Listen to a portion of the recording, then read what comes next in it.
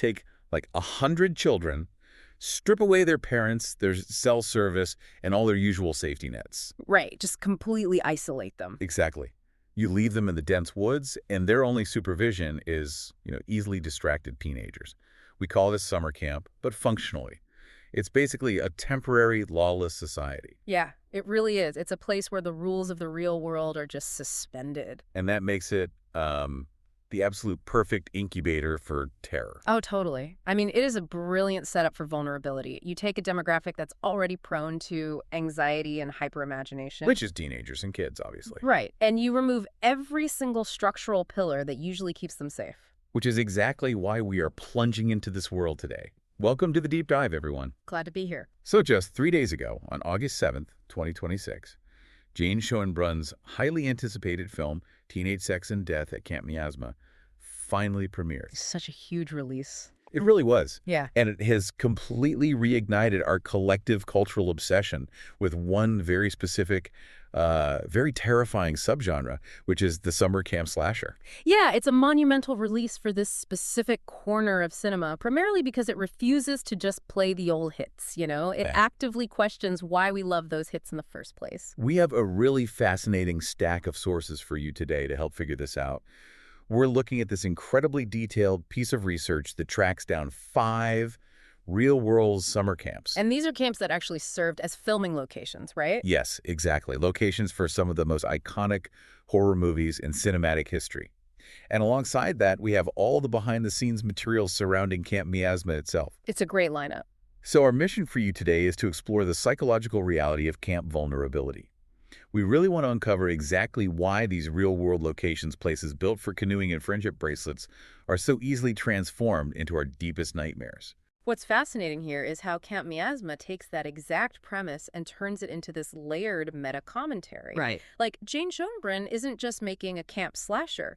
They're constructing a narrative about our societal obsession with the trauma of these spaces. Yeah, the plot follows a young queer filmmaker, played by Hannah Einbinder, who signs on to direct the newest installment of a totally exhausted horror franchise called Camp Miasma. She is essentially stepping into a graveyard of recycled tropes. Literally taking over a machine that has just been churning out dead teenagers on screen for decades. And rather than just shoot another sequel on some Hollywood backlot, she tracks down the final girl from the original film. Right. A character named Billy, played by Gillian Anderson. Exactly. And Billy actually lives at the real defunct overgrown summer camp where that original movie was shot. Which is just such a creepy setup. It really is. And as these two develop this highly charged romance, the line between the cinematic threat and reality begins to blur. The film basically demands that you, as the viewer, look at the physical spaces where we project our fears. Yeah, and asks what happens when the cameras turn off but the dread remains. Okay, let's unpack this. Because to truly appreciate what a modern film like Camp Miasma is deconstructing, we kind of have to look at the architectural blueprint of the genre itself. We have to go back to the source. Right. We have to go back to the movie that laid the foundation Schoenbrun is playing with, which is 1980's Friday the 13th. Yeah. I mean, the undeniable grandfather of the modern woods-based slasher. Totally. But what stands out in our sources isn't the movie itself, but how it was made. The producers knew that if they built a set on a soundstage in California, it would feel fake. Yeah, you just can't fake the acoustics of a real forest at night. You really can't. You can't artificially recreate that sheer oppressive distance from the nearest hospital. So they filmed the original Friday the 13th at Camp Nova Bosca. Which was a real camp, right? Yeah, an entirely authentic, functional Boy Scout camp in New Jersey. They didn't just want the look of a camp. They wanted the literal dirt and the genuine isolation. And the physical geography of the space did half the heavy lifting for the director. Like, when you watch that film, you are feeling the actual geography of a place that is miles away from civilization. And they doubled down on that strategy for the 1981 sequel. They moved production to Camp Kenmont in Connecticut, which was another fully operational summer camp. Okay, this brings us to one of my favorite parts of the sources. Oh, it is such an incredible anecdote, almost unbelievable. So imagine you are the owner of Camp Kenmont, a man named Lloyd Albin.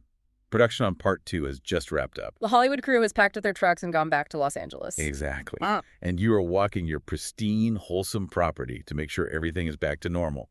And dangling from one of the trees in your woods is a prop version of Mrs. Voorhees' mummified, decapitated head. Oh my God. The crew just forgot it there. That would be a profoundly jarring thing to stumble across while you're, planning your summer recreation schedule. Right. But he doesn't throw it in the dumpster. He keeps it. He just keeps it. He keeps it. He puts this gruesome cinematic artifact in his closet for decades, and he occasionally pulls it out to terrify his real-life campers. That is amazing. And the crew also built the killer's dilapidated shack deep in the woods, and they just left it standing there. It became this permanent rotting fixture on the property. So it basically became part of the local ecosystem. Yeah. The fictional horror physically merging with the real environment. But this is where I find myself pushing back against the narrative a bit. If you own a functional brother-sister residential camp, your entire business model is built on assuring parents that their children will be safe. Obviously. Safety is the whole brand. Right. So you'd think a place like Camp Novi Boscow or Camp Kenmont would want to bury the fact that a fictional mass murderer stalked their woods. It feels like a massive corporate liability. You'd think they'd hide it. But instead, they lean into it. Camp Novi Bosco even offers tours of the filming locations today. Why commercialize the fact that your property is synonymous with a bloodbath? It's so counterintuitive. I can only assume that the danger is actually the selling point. Like they are offering a sanitized rite of passage. You are hitting on the exact psychological mechanism that makes this genre work. It is a rite of passage. If you think about the teenage brain, it is hardwired to seek out boundaries and push past them. Oh, for sure. Putting a 19-year-old counselor in charge of a cabin of 12-year-olds is like putting someone with a learner's permit behind the wheel of a school bus. That is a terrifying analogy. But it's true. The authority figures are just as vulnerable and prone to bad judgment as the kids. And deep down, the campers know this. They know the safety net is an illusion. And they kind of want the illusion to break, just a little bit. They crave it. I mean, long before cameras were invented, telling terrifying tales around a fire in the dark woods was an ancient human tradition. Yeah, testing ourselves against the dark. Exactly. We use the darkness of the woods to test our own bravery. What Friday the 13th did was simply take that primal, ancient tradition of campfire storytelling, commercialize it, and project it onto a screen. That makes a lot of sense. These camps don't hide their cinematic legacy because the movies are just validating the thrill the campers are already there to find. They want to feel like they survived something wild. But it is one thing to test your bravery against a faceless Hollywood invention, though. A guy in a hockey mask is safely contained within the realm of fiction. Right. Jason isn't actually real. But the horror becomes infinitely more potent when the monster isn't an invention at all, but a real threat your parents actually warned you about. This is the shift. Yes. That brings us to how filmmakers began weaponizing actual urban legends, moving us from the physical isolation of the camp into the psychological lore that infects these spaces. This is where the genre evolves from a simple jump scare into something that plays on deep-seated communal trauma. Let's look at 1981's The Burning. The filmmakers needed a fictional camp, which they called Camp Blackfoot, and they shot it across two real locations in New York, Camp Stonehaven and Camp Scouthaven. Classic upstate New York camp vibes. Exactly. But when it came to the killer, they didn't just invent a boogeyman out of thin air. Well, they pulled from a very specific, very heavy piece of New York folklore, which is the legend of Cropsi. yeah, and for anyone outside of the Northeast, Kropsi was the ultimate cautionary tale. The story was that an escaped mental patient lived in the woods and hunted children. Just terrifying stuff. But the truly terrifying reality is that this legend wasn't entirely baseless. No, it wasn't. Our sources point out that the Cropsi myth has strong historical ties to a very real horrific figure, a man named Andre Rand. Right. He was an actual child kidnapper operating in Staten Island. He was a genuine predator who caused irreversible trauma to a real community. Which is incredibly heavy source material for a slasher movie. And The Burning takes that agonizing reality and distorts it for the screen. They move the Cropsi figure away from the urban decay of Staten Island, drop him into the rural isolation of a summer camp, and transform him into a vengeful caretaker who was disfigured in a prank gone wrong. They essentially took an urban panic and localized it into a rural nightmare. Yeah. And by doing that, they provided a fictional container for very real parental anxieties. So what does this all mean for the audience? Why does twisting a real tragedy into a slasher movie work so effectively? If we connect this to the bigger picture, it acts as a cultural coping mechanism. I mean, the real world is chaotic and cruel, and child predators are a paralyzing, genuine fear for any parent sending their kid away for the summer. Absolutely paralyzing. You cannot easily defeat a complex sociological threat in reality, but if you turn that threat into a mythical bogeyman covered in burn scars, you give it a faith. You make it something you can fight. You give it rules, and most importantly, you allow the final girl to defeat it at the end of the 90-minute runtime. It proves that cinematic fiction often serves as a mask for the realities we are too afraid to face directly. Wow, yeah. We conquer the monster on screen because we feel helpless against the monsters in the real world. That is exactly it. That is a brilliant way to frame it. The movie is like a safe rehearsal for real-world trauma, and those physical locations still carry that weight today.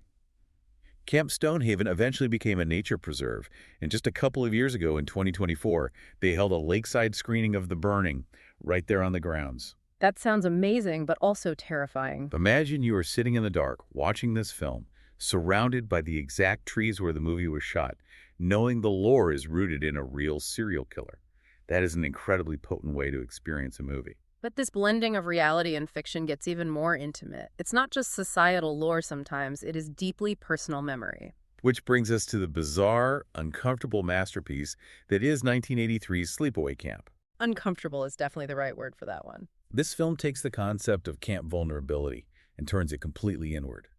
The story follows a young, deeply traumatized girl named Angela who survives a boating accident and is sent to Camp Arawak.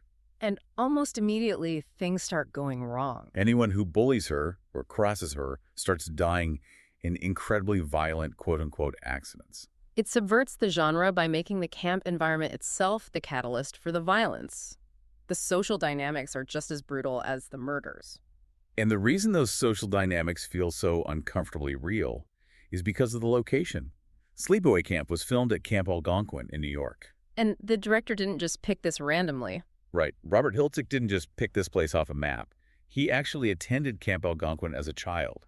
He slept in those bunks. He walked those exact trails. He essentially used his own childhood as a scouting report. Which fundamentally changes the texture of the horror on screen. Exactly. It's not just pulling from memory, it's weaponizing nostalgia. If you've ever been to a sleepaway camp, you know the sensory details. The sights, the smells. He took the specific smell of pine needles, the suffocating trapped heat in those wooden cabins, the cruel Lord of the Flies social hierarchy in the mess hall, and he turned them all into a trap.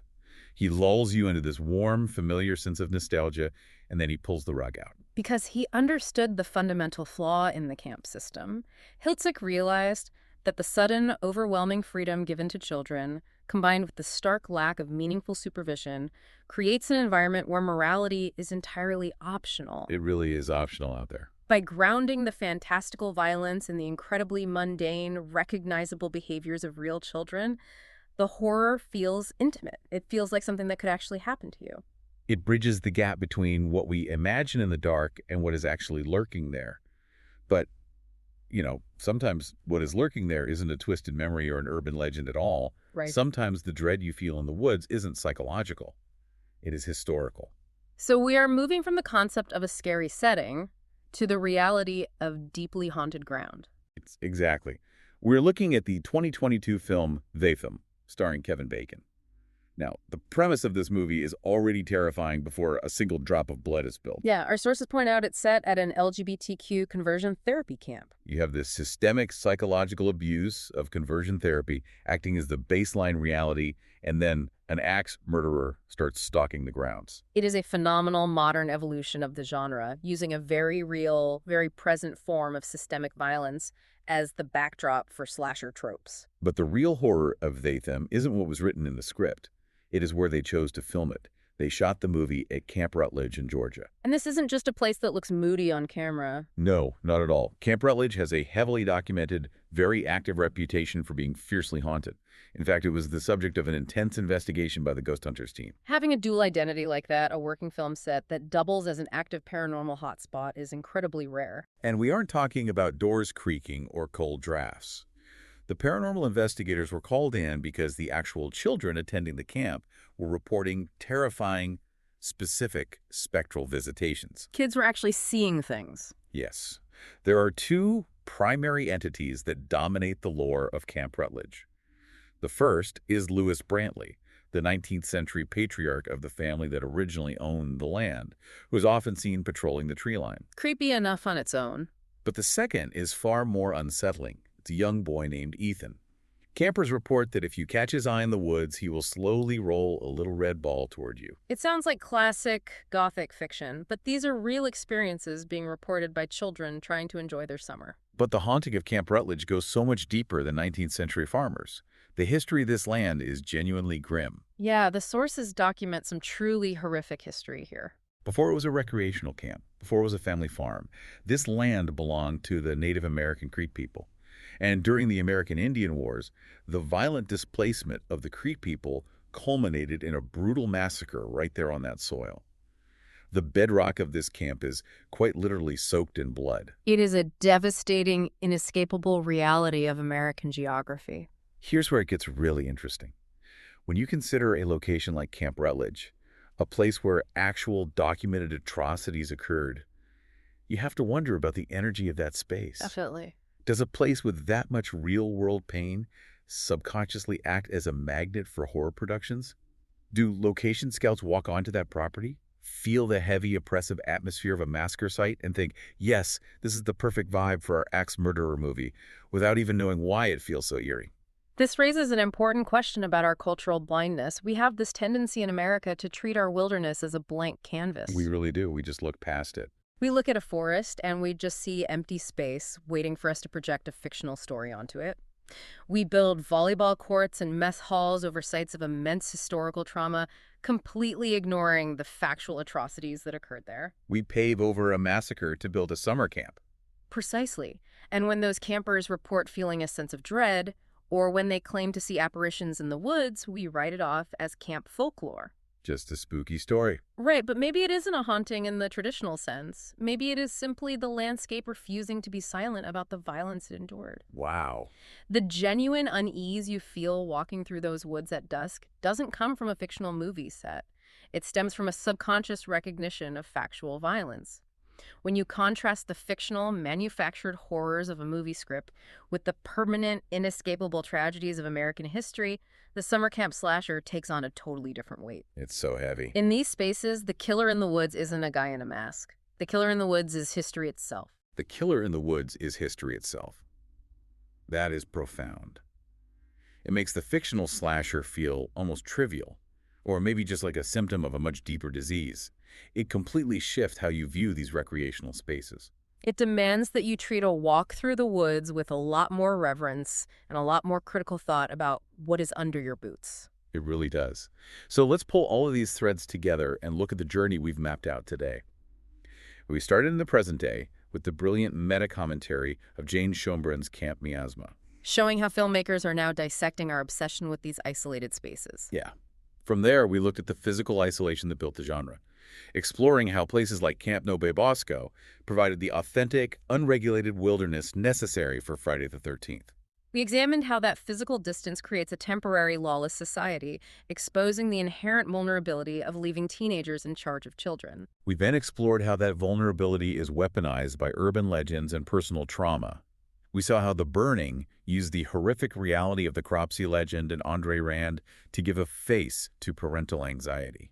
And how Robert Hiltzik used his own childhood memories to make the horror of sleepaway camp feel suffocatingly intimate. And finally, we confronted the literal haunted history of Camp Rutledge, realizing that our fictional movie monsters are often just standing on top of the factual, historical atrocities buried in the soil. It's a lot to think about. So to you listening right now, the next time you find yourself packing up the car for a weekend in the woods, or you are sitting around a campfire staring into the dark tree line, take a moment to really think about the ground beneath you.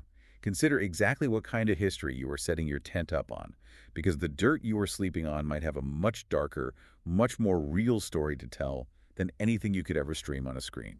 And to leave you with one final thought to mull over, we've talked extensively today about how the terrifying magic of a summer camp slasher relies entirely on a single premise: kids being completely disconnected from their parents and the outside world. Right, the isolation. That lack of supervision, that inability to call for help is the engine of the entire genre. But look at the reality of youth today. With the invention of smartphones, real-time GPS tracking, and constant digital surveillance, children are never truly isolated in the woods anymore. That's true. The safety net is always in their pocket. So does that mean the traditional summer camp horror genre is a relic of the past, destined to die out entirely? Or perhaps more terrifyingly, will it evolve into a new, purely psychological type of terror? A genre where you have full cell service, the SOS goes through perfectly, your parents know exactly where you are, and it just doesn't save you. Oh, I love that concept. A world where you are hyper-connected to everyone, but completely beyond rescue. Well, that brings us to the end of our exploration today. Thank you for joining us on this journey into the muddy, deeply complicated waters of the American summer camp. Until next time, maybe double-check the history of that campground before you book, and keep an eye on the tree line.